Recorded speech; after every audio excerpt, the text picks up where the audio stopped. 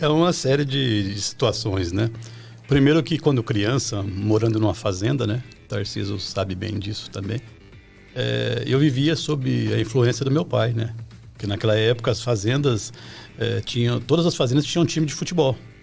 E eu até 10 anos morei numa fazenda. E aos domingos era uma festa na fazenda. Sem dúvida. Quando não era ali, era o jogo da volta em outra fazenda.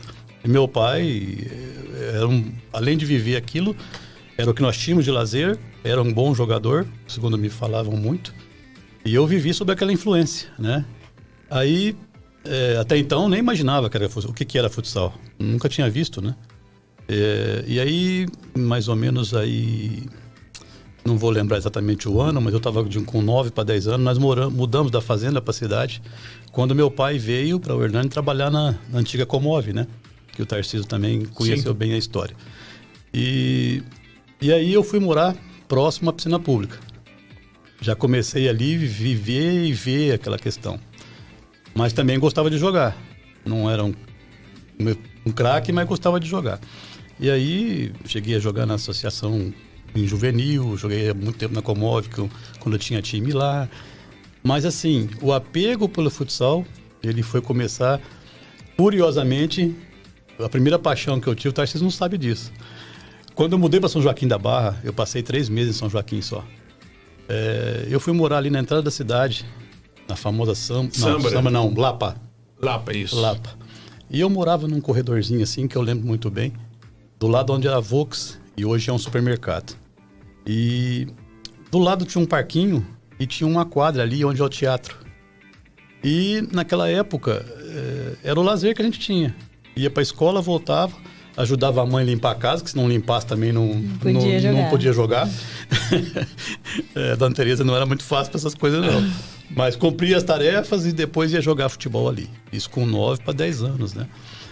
E curiosamente eu lembro que na época era aquele negócio de fazer timinho. Só quem viveu essa época sabe o que é isso. E naquela época já tinha um timinho. Com 9 para 10 anos já tinha um timinho.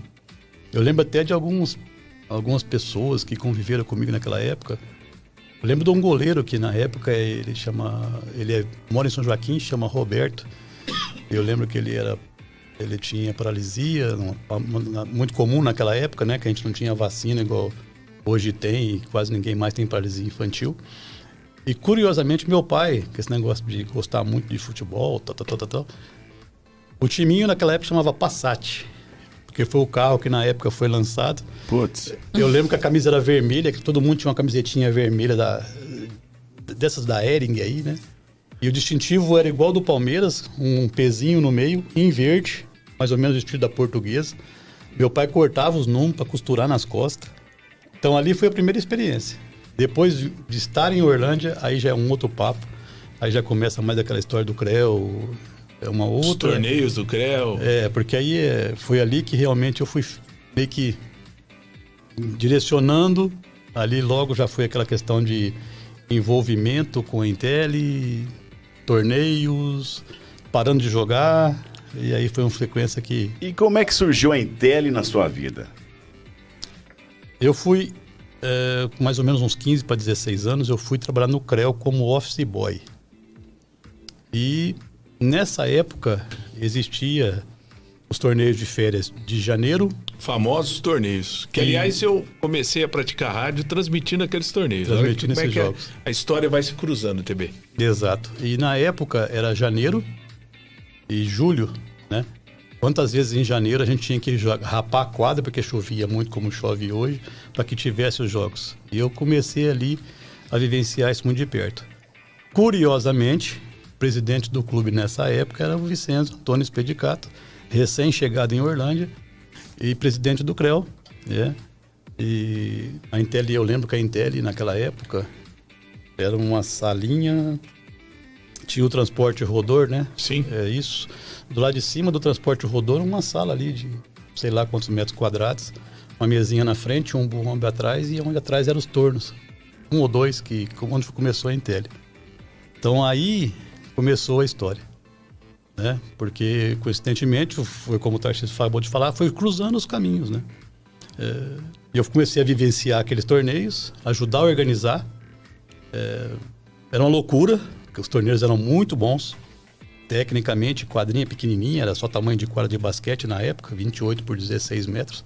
Os jogos eram eletrizantes. Ali tinha, acho que cabia ali o quê? 300 pessoas 300 no pessoas máximo, ou mais. E aquilo ficava lotado. E o envolvimento da cidade era constante. Todo mundo gostava daquilo. E era janeiro e julho.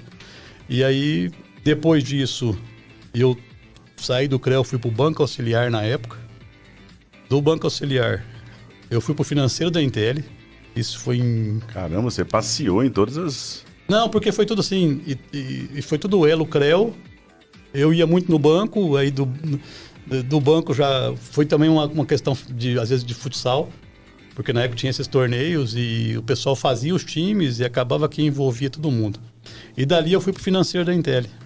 Foi justamente nessa época, 84 para 85, que o Vicenzo resolveu, ó, nós estamos participando, aquela coisa de querer ganhar sempre, que é o que ele gosta, né? É o que ele gostava. Obstinado, né? Obstinado. Eu quero que você faça 2 times para que a gente... 2 times não, minto. Faça um time pra gente ganhar na época da Autoescola Volante, do Zé Eugênio, e da Comove, que na época eram os 2 times que mais conquistavam os torneios. Era pra quebrar a hegemonia. E eu com 20 anos, cara, imagina.